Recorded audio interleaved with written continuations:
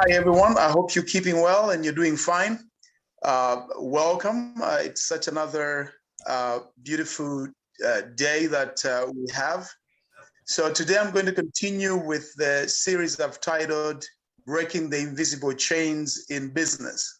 So if you missed out on the first two episodes, you can hop over to our YouTube channel, which is African Trade Network, and you'll be able to find the two previous episodes that I did.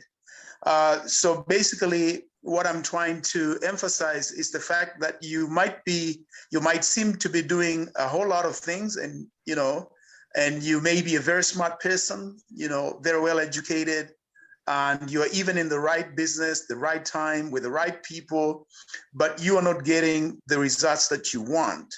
So after many years of being in business and doing researches and surveys and being involved in a number of businesses over the years, I came to find out that generally there are some factors or some forces that hold people back.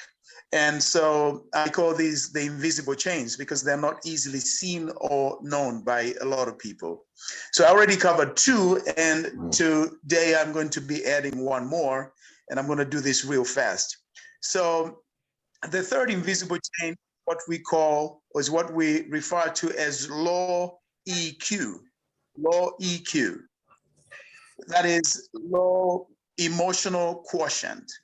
So a lot of us are familiar with the word intelligence quotient, meaning IQ, in short.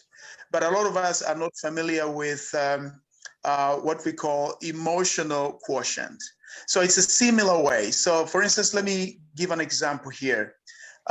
If it rains today, wherever you may be, you are likely to find people who will be complaining a lot about the rains. It seems that some people are always complaining about something. If it's, some people may complain about the rain, some complain about the traffic, some people complain a lot about the weather, some people complain about, the new president, the new administration, and so on and so forth. But the truth of the matter is that other people do not seem to be complaining that much, even though these two sets of people may be going through the same kind of a challenge or a problem. So some years ago, I heard somebody saying that, nothing has any meaning except the meaning that you attach to it, So if you feel that because it's raining, I'm going to be late to work, or the business is not going to work today, that's how you frame your mind. That's how you think about it. But on the other side, if you do think that, well, it's raining today, but I need to do something about it, you are more likely to come up with solutions. So what we need to develop to be able to succeed in business is we need to develop a high EQ, high emotional quotient. And this is basically the ability to control our emotions regardless of what is happening or what has happened in our businesses. The greatest example that I can refer to is what has happened recently with the superstar Will Smith in the American and international television. I'm sure we all know of what really happened. He was seated in the audience, and then Chris Rock, the MC of the night, made a joke about Will Smith, his wife. I'm sure most of us are familiar with what happened.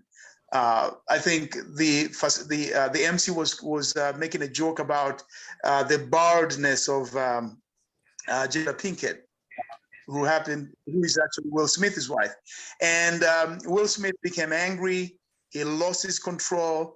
He moved over to the front and he slapped Chris Rock on his face.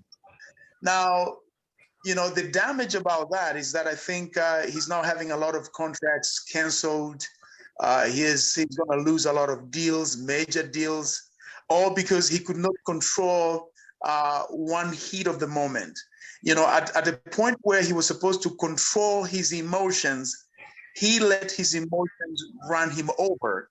And as a result, I think it's not looking very good for him. So a lot of us find out that in business, we lose deals, we lose contracts, we lose partners, we lose customers just because we cannot control our own emotions. So this is a big, long topic. You know, it has courses and even degrees and diplomas. But maybe I can share real quickly some few things to do in order to increase our EQ. I think first we need to increase our self-awareness. You know, the way we react to information, to different stimuli. Self-awareness, that's the most important thing. Like if you are going to go into an argument with someone, you better recognize what really tips you off or what makes you angry, and then you begin to look for ways to mitigate your anger. The other thing that we need to do is to develop more empathy. You know, that is to put ourselves in other people's shoes, put ourselves in the shoes of the customers, shoes of our suppliers, shoes of our partners, shareholders, and to begin to read between the lines and to figure out what they feel that they can't say. Another thing is understanding others. I think this is important. You know, getting to know people, how they react, you know, what makes them angry, so that we don't actually cross the lines. Another thing is to be able to know how to manage our own emotions. You know, here in Tanzania, we had a story that happened of one of the regional commissioners who was driving to work one morning, and then a commuter bus kind of crossed and went right in front of him. And then there was a debate, or rather, you know, a fracas, an exchange of bitter words and language.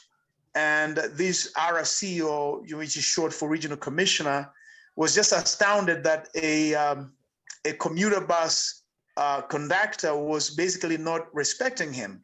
Now, after a bitter exchange of words, he got out of hand. I mean, he could not control his emotions, and he actually picked up his pistol and he shot dead the commuter bus conductor, all because he could not control himself at the heat of moment.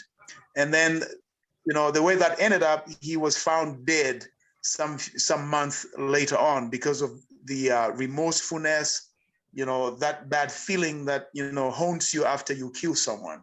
So low EQ seems to be one of those invisible chains that block a lot of people from achieving their success. So I hope you found value on today's episode and today's content. Do join me next week as I continue on this series. We have about 6 to 7. And, you know, I also encourage you to join our network, African Trade Network. We have a lot of good things going on. We have projects that we are working on, which when you join, you can become a part of that.